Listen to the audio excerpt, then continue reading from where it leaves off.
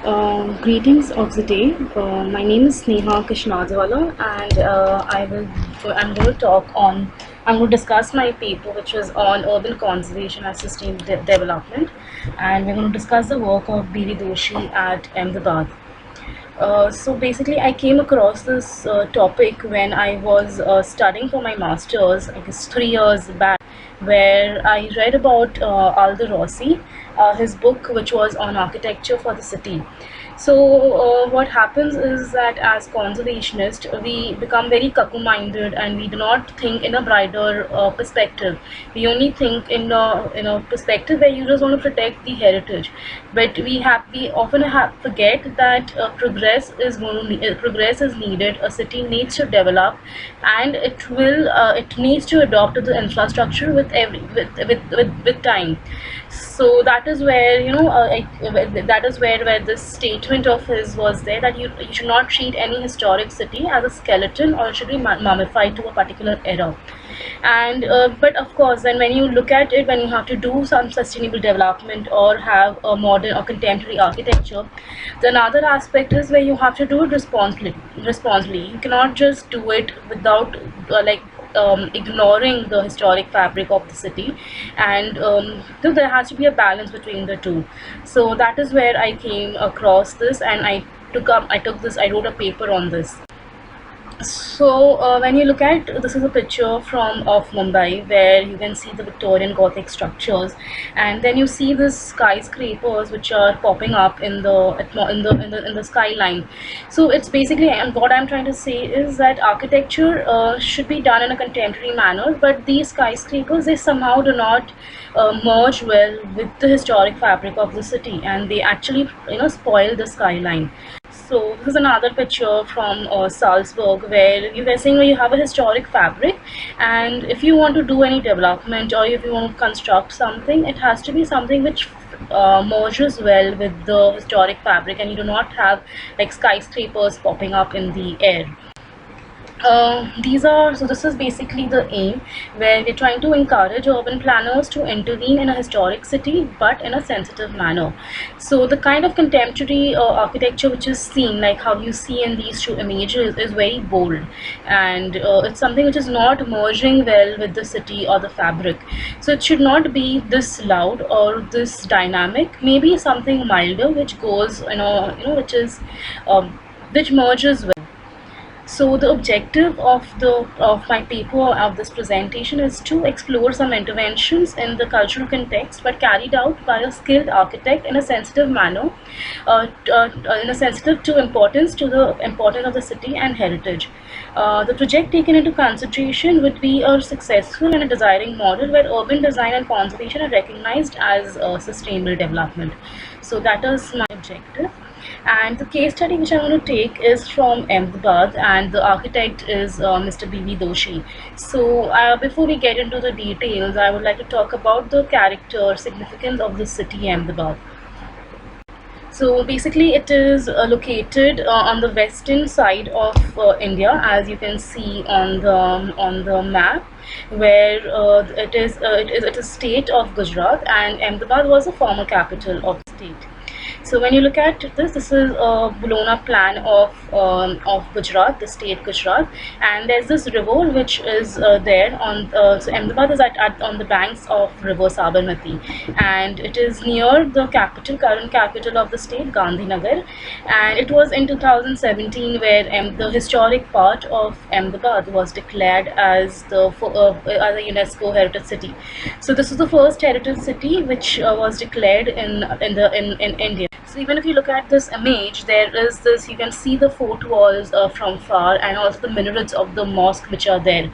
So that is how the that is how the city is. This image is taken from the opposite side of the Sabarmati river, and again you can see the fort walls and also the small settlements which are there. So I'll come into more details about how the planning of this walled city was done. So yeah, so if you look at this map, this is again a 19th century plan, which was which is done on cloth. So you see this dark line which is there, which it is that is the river Sabarmati, and then you have this citadel, that's the citadel, and it's basically that was the main ceremonial avenue, and you had these residential houses across this avenue.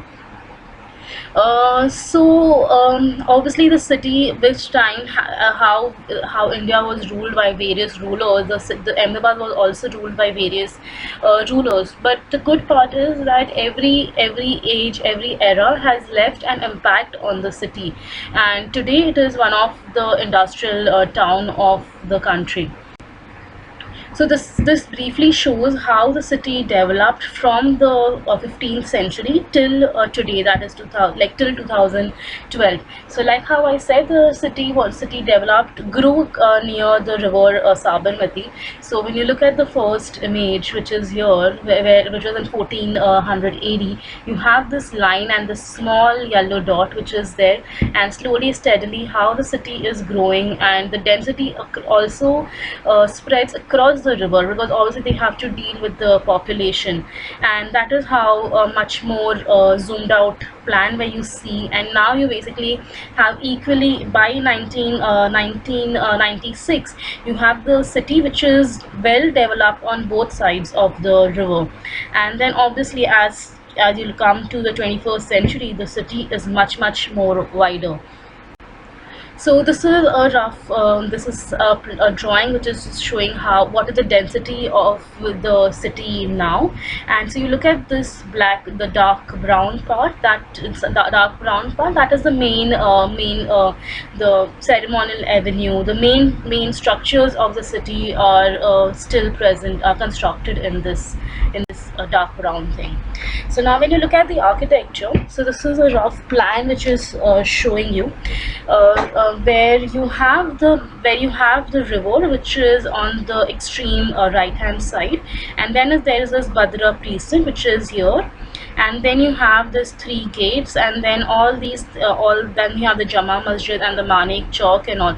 So these are the main avenues, the main structures of this of the walled city. And then obviously when you have a walled city, you need to have gates to protect them.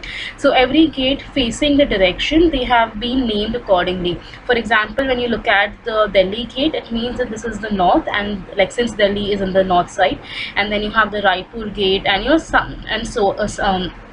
and in that manner they have the gates named. Now this plan, when you look at this plan, you have this dark and light patches of gray. They basically are highlighting the various settlements of religious settlements which have been here. So when you look at the dark gray one, that is the Hindu settlement. Then you have this lighter grays, which is the Muslim settlement, and where you have these whites are the Parsi settlements. So the idea is that since a lot of people came, like a lot of rulers came and they ruled the city, so you had also people coming and settling in these parts. Another interesting part of this walled city is that the city grew up at 2 levels. One was a macro and one was a micro level. So the poles of Ahmedabad, which for which Ahmedabad is very famous, is basically they are residential houses and neighborhoods, and they are like residential blocks which are there. So that is very known and famous. So city is known for that. So the one is that. Other thing is, like I said, there are in the central avenue had the major settlements, the major buildings of the ruler. So that is here in the center. So this is a picture of the Bhadra fort or the citadel. So again, it was basically they had to design this. It's a fort, right? So you need to have they have to have a proper defense system and accessibility and everything there. And since like how I mentioned earlier, the city got its name from the ruler Ahmad Shah, and who was again a Muslim. So the city kind of has an Islamic city planning, unlike other few cities in India which are on Hindu planning.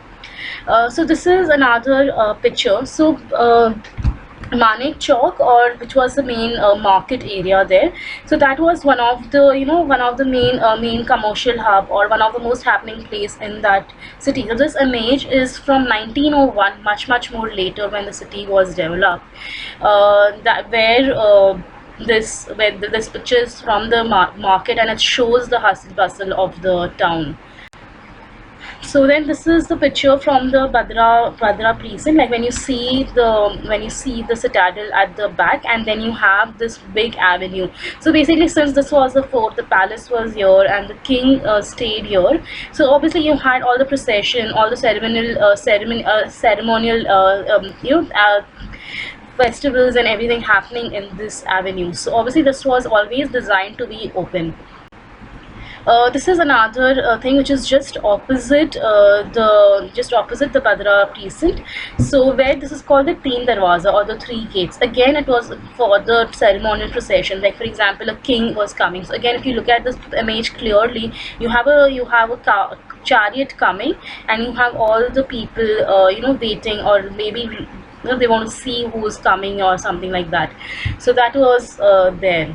Again, if you look at this image, if you look at the columns which are there over here, it's again very typical of temple architecture, or Jain derasar where you see. So basically this is an image which is at the Jama Masjid. So if you look at it, in detail, you look at a kalash, which is like a pot. The leaf pattern that you see at the plinth level, and the kind of carvings and all that you look at here, they're very much you see a lot of features which are there at a Jain derasar, or Jain temple, or a Hindu temple. So that is where we mentioned that most of these this masjids, they were made by the Hindu craftsmen for the Muslim rulers. So that is where you see these kind of details. Also, when you look at the next image, of where you look at the construction pattern, where you have the beams and the columns at the Jama Masjid, again you see the way typically found in a temple construction. So a similar technique was used to construct the Jama Masjid. When you look at the details of how they have designed the dome, and also those small features, small brackets and all. Again, these were not features which were generally used to construct a temple. Like if you notice, a temple is always into a triangular manner, and they never designed a dome. So they had to basically do a trial and error to design such kind of features, to design a mosque for their rulers. And again, like how I said, that the city was developed at two levels. So one was the macro level, which we already discussed, and this is at the micro level. So now this is basically poles, and these are longitudinal residential units, and every unit has a courtyard within, and they end with a cul-de-sac. So basically it's basically having a small area of protection within the fort. So that is called as a pole. And now this is a typical layout of the pole, and you can see how densely packed they are.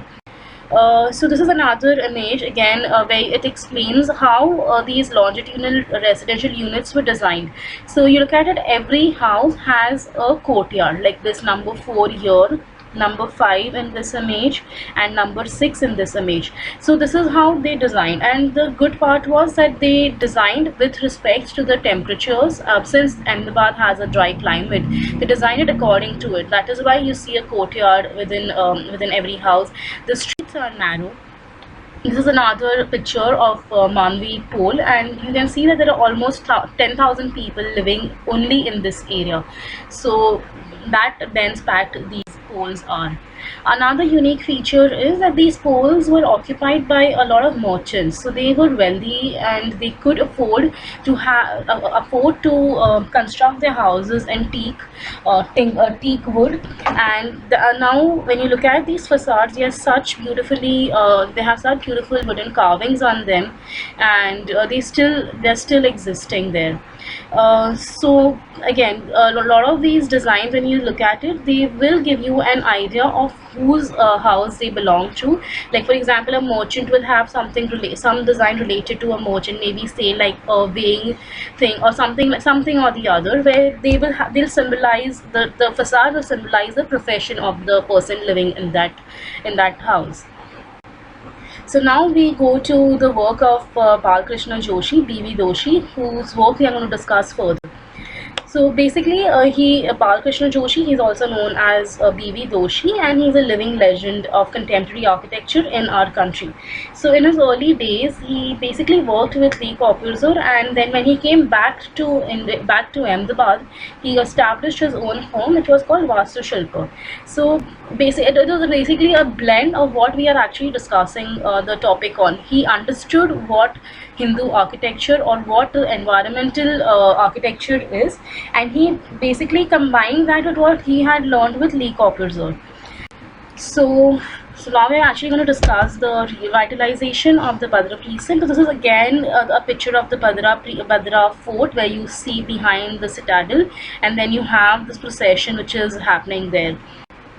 So this is what he designed. This was the plan which you see here was basically what was the situation before he took this project. So you can have a look at these images where it was like completely encroached by hawkers.